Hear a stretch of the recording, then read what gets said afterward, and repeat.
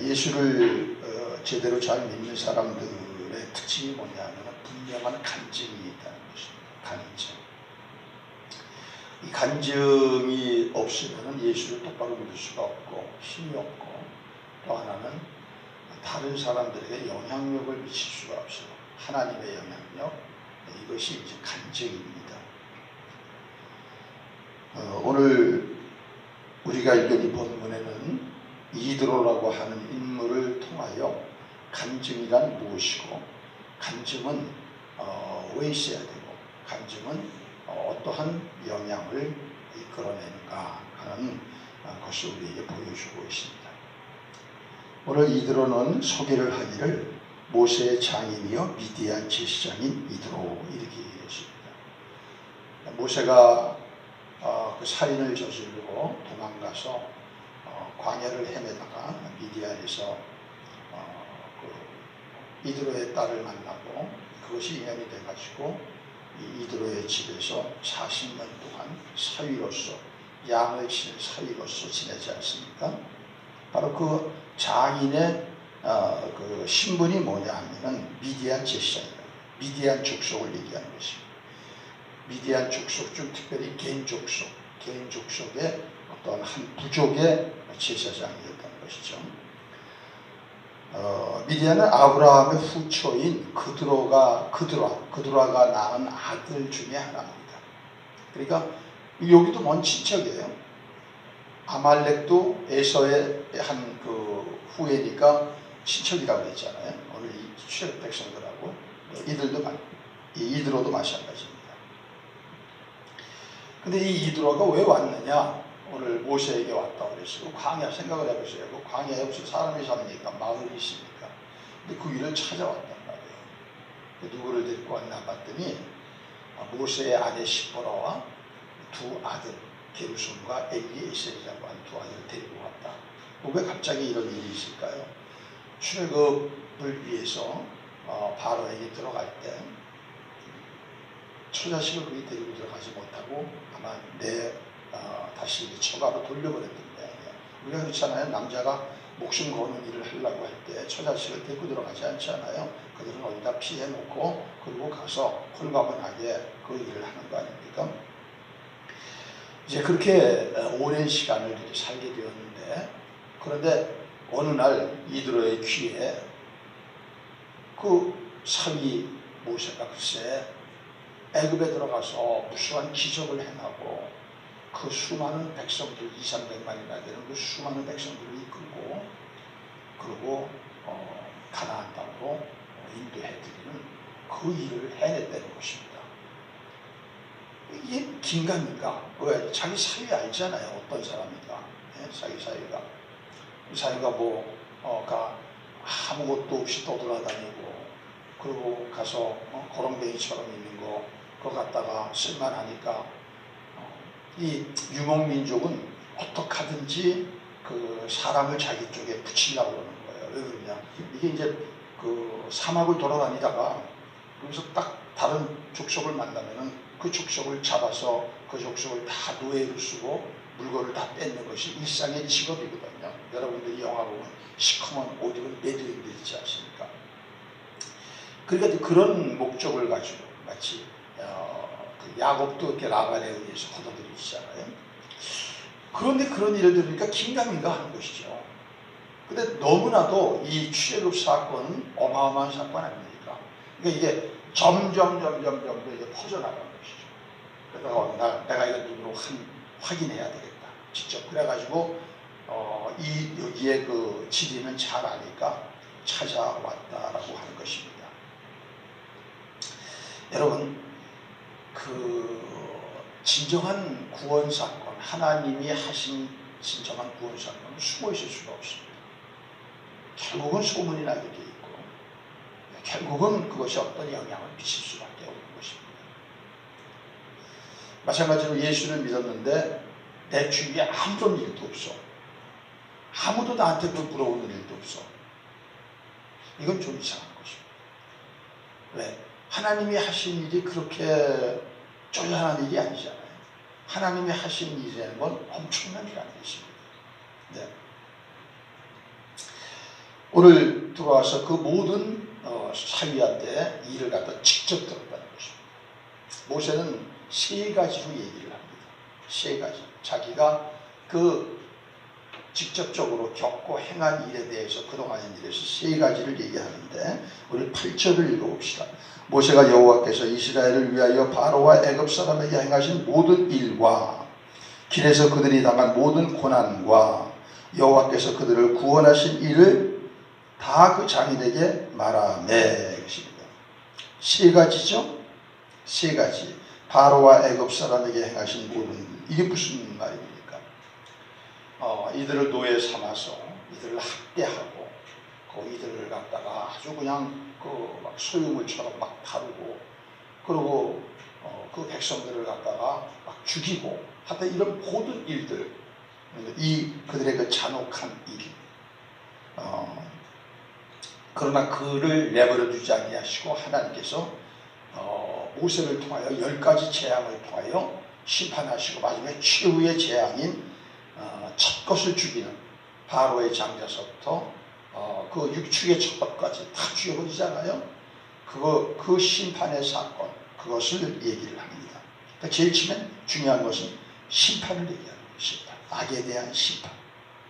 두 번째는 뭐냐? 길에서 그들이 당한 모든 고난을 얘기하는 것입니다. 물 부족, 먹는 거 부족, 또 그 위험, 이런 모든 고난을 다 얘기하는 것이죠. 그 여정이 얼마나 참 처절하게 힘든 여정입니까? 두 번째, 그러나 그 고난에서 건지신 것. 세 가지입니다. 자, 정리합니다. 하나님이 악에 행하신 심판. 두 번째, 고난. 그 다음에 세 번째, 구원. 이게 복음이죠. 그렇죠? 복음은 그렇게 되어 있잖아요.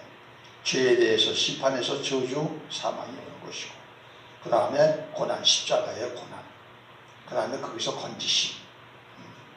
이게 간증입니다. 간증이 되는 거예요. 모세가 이 얘기를 했더니 그걸 갖다가 듣고 있다가 깜짝 놀라면서 하나님에 대한 그 간증을 통하여서 이 감동을 받고서 이드로가 완전한 믿음이라고는 할 수 없지만 오늘 그 믿음의 반응을 오늘 보이고 있는 것이 이제 하박국입니다. 여러분, 여기서 우리가 이제 배워야 될 것이 뭐냐? 간증이 되는 것을 가까이 있는 사람에게 엄청난 영향을 미칩니다.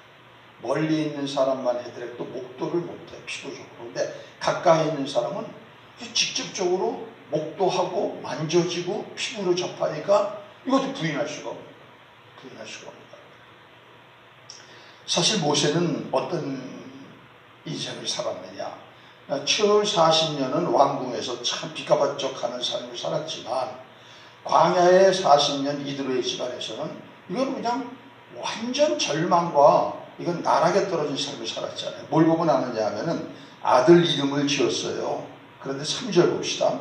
그의 두 아들을 데리고 왔으니 그 하나의 이름은 게르솜이라. 이는 모세가 이르기를 내가 이방에서 나그네가 되었다 하며 첫째 아들 이름을 게르솜이라고 지었어요. 누가? 모세가. 뭐라고 졌느냐? 내가 이방에서 나그네가 되었다. 얼마나 이게 쓸쓸하고 외롭고 공허하고 그런 거 비관적이고 이런 얘기입니까? 실제 그랬잖아요. 애굽의 왕자였다가 도망자가 돼가지고 딱 떨어져가지고 떠돌아다니다가 이건 뭐 어떻게 살 데도 없고 누가 하나 그걸 알아주지도 않고 그러다가 이드로의 집에서 데릴사이처럼 돼가지고서 거기서 아이를 냈단 말이에요. 그러니까 첫째 아이를 자기 신세가 처량하니까 그런 좌절과 낙심 속에서 게르솜이다 이렇게 쳤습니다. 그런데 이제 그 이후에 이제 아이를 또 낳았어요. 그 아이의 이름은 좀 다릅니다. 4절 봅시다. 하나의 이름은 엘리에셀이라. 이는 내 아버지의 하나님이 나를 도우사 바로의 칼에서 구원하셨다 함이더라. 예. 그 다음에 자식은 늦게 낳은 자식일 것 같아요. 그러니까 이 자식의 이름은 엘리에셀이라고 적었다는 건 뭐냐면은 여호와 하나님은 나의 구원이시다. 그런 뜻이거든요. 그러니까 하나님은 나의 도움이시고 나의 힘이시고 나의 구원이시다.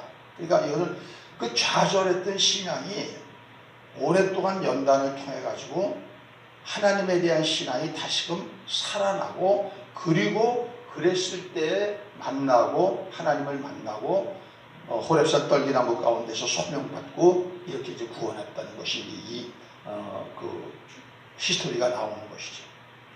신앙은 이렇게 돼야 되는 것입니다. 신앙이라는 건 하루아침에 성립되는 것은 아니지만, 낙심하고 좌절했던 사람이 하나님이 자기 가운데 행하시는 일을 전인격적으로 경험하면서 자기도 모르게 신앙이 자라는 것이죠. 그랬을 때 이 신앙의 고백이 나오게 되는 것, 이 아들 이름을 지은 이 두 사건 속에서 우리는 어떻게 하나님께서 모세를 만들어 가셨다 하는 것을 알 수 있는 것이죠. 그래서 이런 변화가 없는 믿음은 죽은 믿음입니다. 교회를 오래 다녔는데 그냥 똑같아. 낙심과 비관과 절망과 그리고 좌절 속에서 돌아왔다가 입마다 부정이죠. 못한다, 어쩐다, 맨 남 탓. 말만 여면 남의 탓이야. 아주 듣기가 좀 귀찮을 정도예요. 전부 남의 탓. 이랬던 사람이 하나님이 차근차근 이렇게 만져주시면 변화가지고, 그리고 이 사람은 하나님만 찾고 내 탓이요, 내 잘못을 돌리고 이러면서 그 안에 믿음이 자라나고, 이 믿음을 통하여 구원 사건이 일어나는 것입니다. 저는 이것이 바로 한국교회가 부흥했을 때 교회의 많은 성도들에게 일어났던 동일한 패턴의 구원 역사예요. 그렇기 때문에 그때 사람들은 간증이 많았어요. 교회 안에. 심지어는 예배 시간마다 간증을 했습니다. 예배 시간마다 간증. 요새는 간증을 안 세워요. 왜? 간증이 엉터리가 많고, 간증을 하고서는 금방 믿음을 배반하는 일이 한 공동체 안에서 일어나고 하다 보니까 이거 쉬울 수가 없는 거예요. 그래가지고 어떻게 해요? 간증을 초청해서 하잖아요. 원래는 간증은 예배 시간 안에 하나의 어떤 하나의 어떤 과정으로 자리 잡고 있는 것인데, 이건 자연스럽게 나오는 것입니다. 간증이 외부 사람을 데려다가 하는 것이 아니에요. 그럼 내부가 너무 죽어 있으니까 외부를 데려다가 내부에 자극을 주기 위해서 간증을 하는 것인데, 오늘 여기 보면은 그게 아니라는 것을 알 수 있는 것이죠. 참된 간증이라는 것은. 자, 이런 모세의 간증을 들었더니 이드로가 세 가지 반응을 나타냅니다. 간증이라는 것은 그 간자를 볼간자 쓰기도 하고 방패간자를 쓰기도 해요. 근데 볼간자를 썼을 때는 본 곳을 증명한다, 증언한다는 뜻이고요. 방패간자를 썼을 때는 내가 하나님의 구원 역사를 가지고 하나님이 없다고 하고 이런 부정적인 것을 방어한다 라고 하는, 오늘 말로 변증이죠. 변증. 그런 의미를 갖고 있습니다. 자, 그럼 어떤 반응을 일으켰을까? 우리 그걸 잘 보므로 말미암아 왜 간증이 꼭 있어야 되느냐 하는 거, 간증이 얼마나 능력이 있느냐 하는 것을 우리 한번 살펴보도록 하겠습니다. 9절입니다. 이드로가 여호와께서 이스라엘에게 큰 은혜를 베푸사 애굽 사람의 손에서 구원하심을 뭐하여? 기뻐하여. 첫째는 뭐냐 하면 마음과 감정의 반응이 있는 것입니다. 그러면 기쁨이라고 하는 감정, 그 얘기를 들으면 그 듣는 사람이 기뻐. 그래서 우리가 기독교의 핵심 교리, 그걸 뭐라고 그래요? 복음이라고 그러죠. 복음이라고 말하죠. 그 복음이 원래가 무슨 뜻이에요? 기쁜 소식 아니에요. 기쁜 소식. 예. 그래서 가스펠이라고 하는 것이 바로 그것이죠. 복음은 기쁨입니다. 근데 요새는 어떻게 됐어요? 복음을 설교하고 복음을 얘기하고 복음을 간증하면은 그런 거 말고 병 고치는 거, 그런 거 말고 돈 버는 거, 그런 거 말고 뭐 대박 로또 맞는 거, 이런 것을 원하도록 타락해버렸습니다. 참된 구원을 들으면은 얘는 기쁨이 일어나야 되는 것입니다. 그래서 이드로는 그걸 보고 기뻐했다. 이드로가 이렇게 여러 가지 이제 이런 간증에 대해서 반응이 있으면 이드로 자체가 직업이 뭐라고 그랬죠? 미디안의 제사장이죠. 제사장이면은 영적인 일을 하는 사람 아니에요. 영적인 건 기독교만 있는 게 아니라 불교도 영성이 있는 것이고 다 모든 종교의 영성이 있고 심지어는 삶 자체가 사실은 모든 것이 사실 영이니까 배후에 있는 것이. 그러니까 이 영적인 사람의 특징이 뭡니까? 기독교 이런 걸 떠나가지고 모든 영적인 사람은 뭔가가 진리를 알라고. 진리는 인생에서 풀 수 없는 세 가지거든요. 나는 어디서 왔는가? 나는 어디서 왔는가? 나는 왜 무엇 때문에 살고 있는가? 나는 어디로 가는가? 이 세 가지입니다. 이병철이 마지막에 죽기 전에 가톨릭 신부한테 질문했던 게 바로 이거고 모든 철학자가 갖고 있는 게 이 세 겁니다. 그러니까 이런 마음을 갖고 있다가 자기도 나름대로 어떤 신을 섬기고 있지만 미디안의 신을 섬기고 있지만 제사이니까 그게 제자들이고 뭔가가 여기에 공허하죠. 가짜를 섬기고 있으니까. 이것이 이제 이드로에게 그런 것들을 추구하는 것이 있었다고 생각을 해요. 그러다가 이제 진짜를 딱 만나니까 확 붙은 거죠. 이게 영적인 사람의 특징이거든요. 목회할 때 보니까 불교를 세게 믿다가 와가지고서 거듭난 사람들 보면은요 바로 그냥 막 예수 수십 년 믿은 사람보다 더 탁 치고 올라오더라고요. 새벽기도 철저히 드리고 와서 은사도 막아가지고 방언도 하고 영적인 것에 탁탁탁탁 구별도 하고 그렇게 되더라고요. 영적이라는 것이 그런 것이거든요. 그러니까 이쪽 영성이라도 이게 이제 진리를 알게 되면 이쪽으로 그 열심이 그대로 돌아오는 거예요. 근데 무속신앙도 그냥 어중간하게 묻는 사람은 예수 믿어도 어중간해요. 그걸로 끝나는 거죠. 이런 거 보면 하나님께서 그 어떤 영적인 영적인 것이 하나님의 형상 중에 하나인데 그것이 뭔가 하나님께서는 예정하고 선택한 것 속에 보면은 그런 부분들이 보여지는 것을 알 수가 있는 것입니다. 자, 두 번째는 뭡니까? 두 번째 반응은 뭡니까? 두 번째 반응은 입술의 반응입니다. 10절 봅시다. 이드로가 이르되 여호와를 찬송하리로다. 너희를 애굽 사람의 손에서와 바로의 손에서 건져내시고 백성을 애굽 사람의 손 아래에서 건지셨도다. 찬송이죠. 찬송을 하는 것입니다. 찬송은 뭡니까? 하나님을 영화롭게 하는 것이다. 영화롭게 하는 것. 왜요? 11절 때문에 그럽니다. 같이 읽습니다. 이제 내가 알았도다. 여호와는 모든 신보다 크심으로 이스라엘에게 교만하게 행하는 그들을 이기셨도다 하고 하나님을 뭐라고 하느냐? 하나님을 위대하고 강하신 분이다. 그렇게 고백하고 있는 거예요. 하나의 신앙 고백이죠. 신앙 고백이라는 건 인격에 대한 거거든요. 자기 믿음의 대상이 어떤 분이라고 얘기하는 게 신앙 고백입니다. 그것이 자기 자랑하는 게 신앙 고백이 아니라 왜 우리가 기도하고 예배고 신앙 고백을 또 해요. 그걸 우리의 진정한 마음을 담아서 하나님께 그 신앙을 고백하고 거기서 하나님을 영광스럽고 내 스스로를 추스리고 그리고 내가 예배드리고 찬송드리고 말씀 듣고 결단하고 이것이거든. 이게 신앙생활이거든요. 그래서 신앙 고백을 하잖아요. 근데 이게 참다운 구원을 우리가 잊어버리고 구원의 은혜와 감격을 잊어버리고 세속화되어 버리면은 그 불교에서 나무아비 탑을 하듯이 그런 식으로 사도신경을 고백해버리는 거예요. 마음을 전혀 담지 않은 그게 종교인이죠. 생명력 없는 전혀 간증이 없는 그런 사람들이죠. 그래서 오늘 이 이드로는 입술의 반응, 마음의 반응은 입술의 반응으로 그 다음에 진행되게 되어 있단 말이에요. 찬양하고 그의 믿음을 고백하고 믿음의 고백은 그분이 어떤 분인가 하는 것. 마지막 세 번째 반응이 있는데요. 12절 봅시다. 모세의 장인 이드로가 번제물과 희생제물들을 하나님께 가져오매 아론과 이스라엘 모든 장로가 와서 모세의 장인과 함께 하나님 앞에서 떡을 먹으니라. 번제물과 희생제물을 갖고 와서 하나님께 제사를 드리는 행동의 반응입니다. 행동의 변화가 있는 거죠. 그러니까 참다운 간증을 들으면 정서적인 변화가 오는 것입니다. 그 다음에 그 말에서 야 정말 그렇지 정말 그렇구나 그러면서 그 입술의 변화가 말이죠. 언어의 변화 그 다음에 행동의 변화가 왔는데 그것이 곧 뭐냐? 예배에 나와서 참석하게 되는 것이죠. 예배를 드리게 되는 제사를 드렸다고 했습니다.